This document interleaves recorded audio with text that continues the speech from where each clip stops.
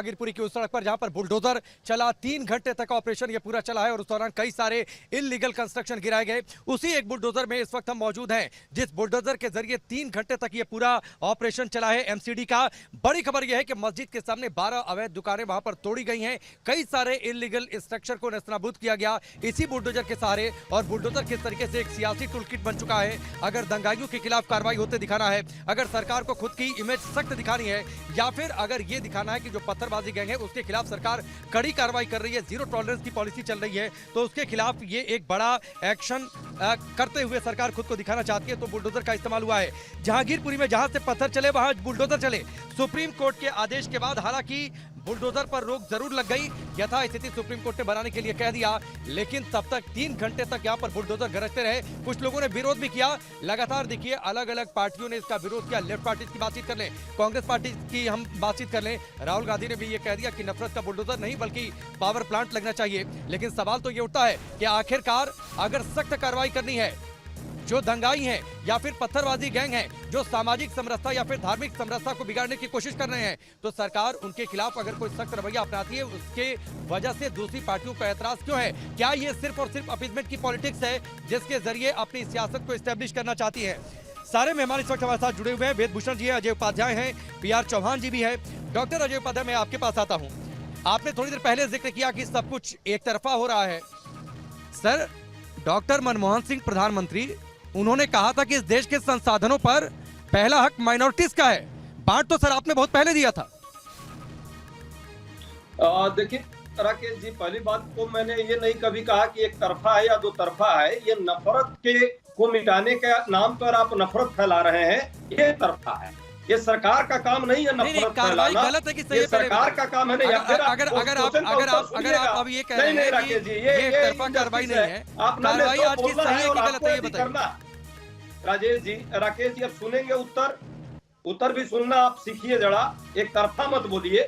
आप बुलडोजर पर बैठ करके आप भी बुलडोजर मत अपने जो यहाँ पे अतिथि आप बुला रखे उस पर चलाइए, ये ठीक नहीं है। सुनिए, जहाँ सुप्रीम कोर्ट भी गलत है आपके नजर में। जो सुप्रीम कोर्ट ने आज कहा है और जो निर्णय लिया, अभी आपके यहाँ पे पैनलिस्ट कह रहे थे कि सुप्रीम कोर्ट कल क्या कहेगा, तो क्या आप कहिएगा? अरे भैया, आज जो कहा है उसको स्वीकारिए। सबको स्वीकारना चाहिए।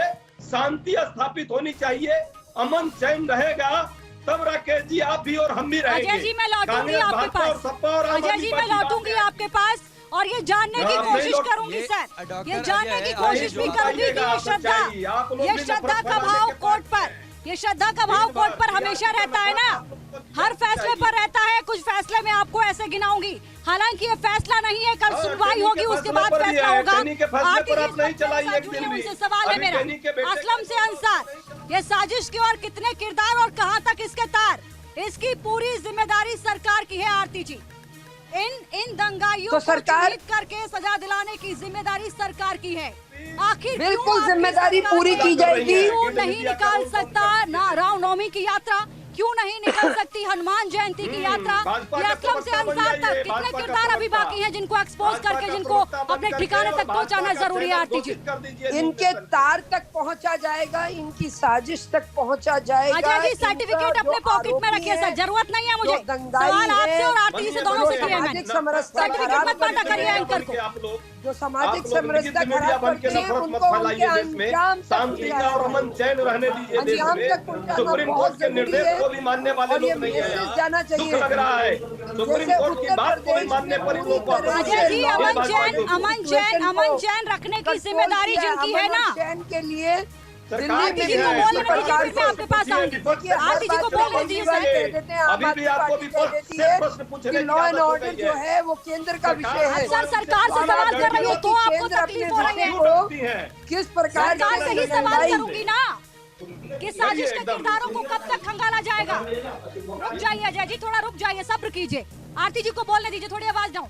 आरती जी बोलिए, कंटिन्यू कीजिए। जी, मैं ये कहना चाहती हूँ कि जो आरोपी है, जो दंगाई है, जिन्होंने इस तरह का माहौल, अमन और शांति को खराब किया है, उनको उनके अंजाम तक पहुंचाया जाएगा। और उनके जो पुराने लिंक हैं, वो लिंक जहां जहां से जुड़ रहे हैं, जो लोग, जो ताकतें भी बाहर बैठी हुई या देश के अंदर, जो देशद्रोह 2009 में यही अंसार अवैध असलहे रखने के मामले में गिरफ्तार हुआ था। अजय जी, आपकी जानकारी के लिए मैं आपको बता दूं, 2009 में अवैध असलहे रखने के मामले में पहली बार यही अंसार गिरफ्तार हुआ था। उसके बाद एक लंबा इतिहास है जिसको आपका चश्मा गरीब, बेसहारा, मजहबी, तमाम चश्मे से आप जिसको देखते हैं।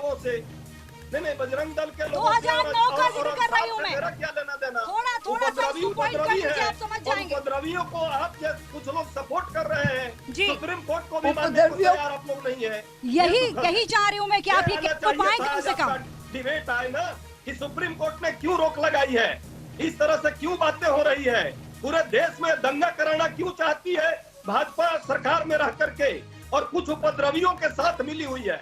भाजपा दंगे नहीं कराती, दंगे हमेशा कांग्रेस के टाइम में हुए। समय पर करवाई होती है। आप याद करिए कितने कर्फ्यू लगते थे, चाहे अलीगढ़ हो, चाहे मुरादाबाद हो, अरे आरती जी, याद कीजिए, नहीं रहिएगा। लखनऊ, कानपुर, सरकार चला रही है, 70 साल याद करती है। दंगे का रिकॉर्ड 70 साल याद करती है। कर्फ्यू का आपका रिकॉर्ड भाजपा का अध्यक्ष बुलडोजर भेजता है, उसके भारतीय आदेश पर जनता बुलडोजर पार्टी आई चलेगा। है।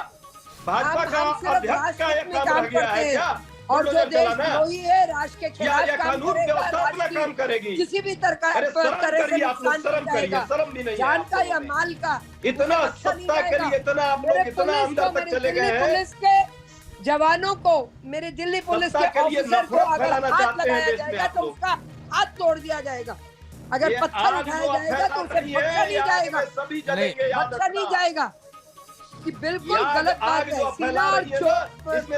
सीनाजोरी, चोरी और सीनाजोरी नहीं चलेगी, देश को बिल्कुल नहीं चलेगी। नहीं, डॉक्टर अजय उपाध्याय, तब देश नहीं चल रहा था जब कश्मीरी पंडितों को मारा जा रहा था, तब देश नहीं चल रहा था जब मुजफ्फरनगर में दंगे हो रहे थे। अरे तो आप कहाँ थे उस समय? आप लेकर के बुलडोजर पर बैठे हैं, जाइए। नहीं, आप कहाँ थे सर? अरे आप कहाँ थे सर? आप कहाँ थे सर? आप कहाँ थे उस समय? आप कहाँ थे उस समय? जवाब क्यों नहीं देते हैं? मुजफ्फरनगर दंगों के समय आप कहाँ थे? मुजफ्फरनगर दंगों के समय आप कहाँ थे? मुजफ्फरनगर दंगों के समय तब कहाँ थे? और जब गोरखपुर मंदिर पर अटैक होता है, मुर्तजा जाता है, आप लोग उसे मनोरोगी बताते हैं। आप लोग उसे मनोरोगी बताते हैं। और आज बुलडोजर चलता है तो आपके दिल जलते हैं।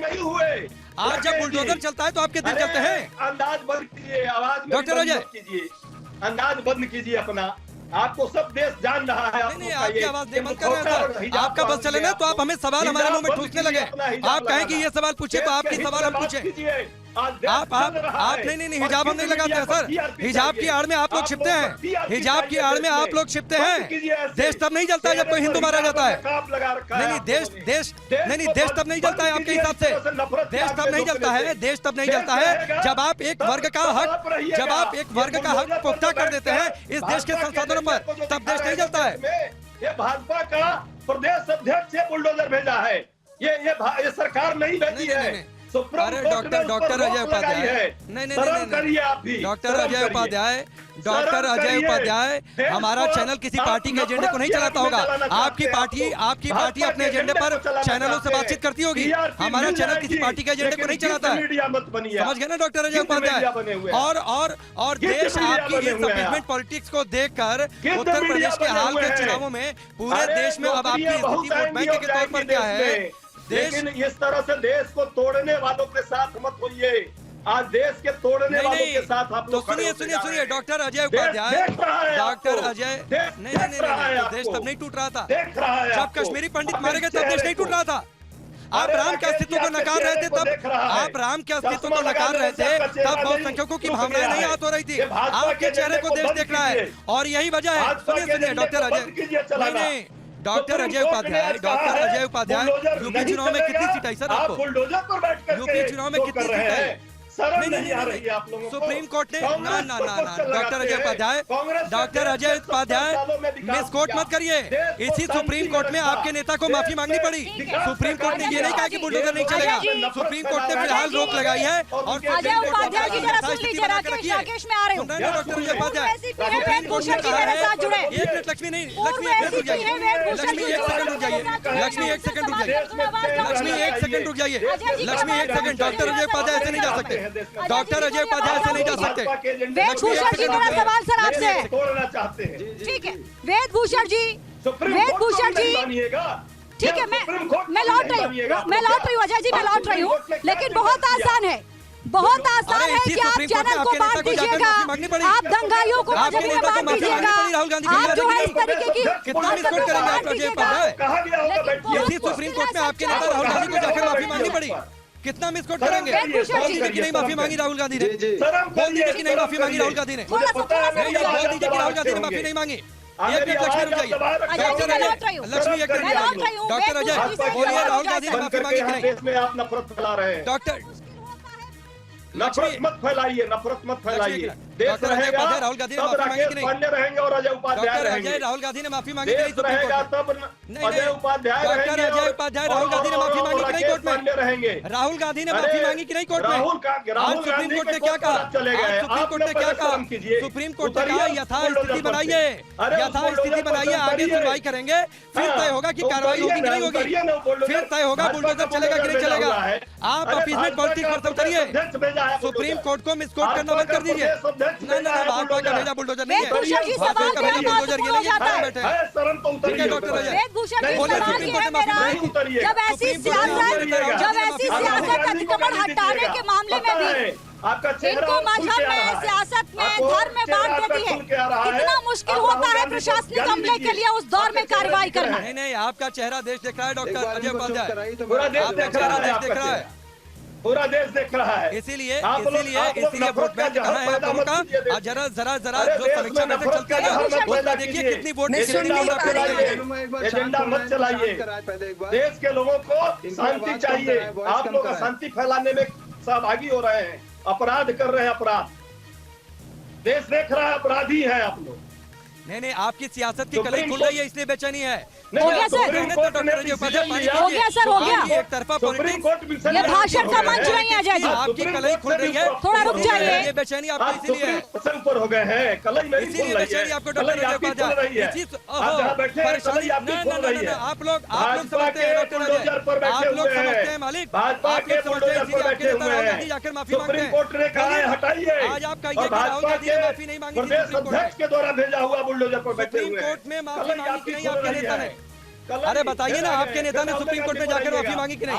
नहीं जवाब देंगे ना, चलिए लक्ष्मी, ये नहीं मानेंगे, आप सवाल पूछिए, वेदभूषण साहब सवाल पूछिए लक्ष्मी। और एकदम आप नकाब उतर ठीक है, उतर गया नकाब। ठीक है, एक मिनट रुक जाइए, एक मिनट रुक जाइए।